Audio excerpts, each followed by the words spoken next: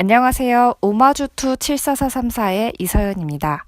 우리나라에서 아프리카 대륙을 인지하고 지도에 그린 역사가 얼마나 되는지 아시나요? 또한 동양과 서양 중 아프리카 최남단인 희망봉까지의 세계 지도를 먼저 그린 쪽은 어느 쪽일까요? 오늘은 한국사 관련 시험에도 자주 출제되고 세계사적으로도 의미 있는 조선시대의 지도인 혼일강리 역대 국도지도에 대해서 이야기해 보겠습니다. 혼일강리 역대 국도지도. 이름이 너무 길어서 어려우시죠? 풀이를 해보자면 혼일은 세계, 강리는 영토, 역대는 여러 대를 거친다, 국도는 나라와 도시라는 뜻을 가진 지도란 뜻입니다. 즉, 역대 국가와 도시를 그린 세계 지도란 의미죠. 그럼 이 지도는 언제, 그리고 무슨 이유로 태어났을까요? 때는 조선 건국 초기, 조선이 세워진 지 4년밖에 지나지 않을 시기였습니다. 모든 정권이 그렇듯이 고려를 멸망시키고 조선을 세웠으면 그에 대한 명분과 정당성이 필요했죠. 다른 나라로부터 조선이란 왕조의 인정도 필요했습니다. 또한 중국, 일본, 아라비아 지역과의 교류를 활성화시켜야 했습니다.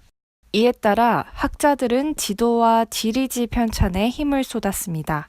이 지도 제작은 국가적인 큰 사업이었습니다.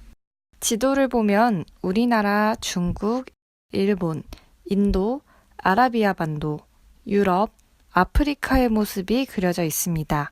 당시 조선에만 머물렀던 조선 학자들이 어떻게 아프리카와 유럽의 모습까지 알 수 있었을까요?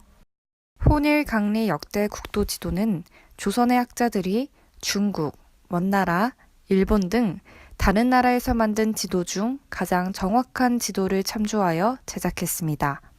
이 노고의 결과물로 당시 모든 지도를 집대성한 세계 최고의 지도인 혼일강리 역대 국도지도가 탄생할 수 있었던 것이죠. 특히 아프리카의 모습을 보면 서양인들도 경외감을 느낀다고 합니다. 왜냐하면 1488년 포르투갈의 탐험가가 아프리카의 희망봉을 발견한 시기보다 무려 86년이나 앞선 시대이기 때문입니다. 사하라 사막과 이집트 나일강까지 표시가 됐다는 점은 정말 놀라운데요. 아프리카의 모습이 온전하게 기록된 유럽의 지도는 혼일강리 역대 국도지도가 탄생한 지 딱 100년 뒤에 등장한다고 합니다. 지도를 보시면 한반도의 크기가 중국과 견줄 만큼 큰 형태로 그려져 있는데요. 이는 문명국이라는 주체의식과 문화적 자부심을 표현한 것이라고 합니다.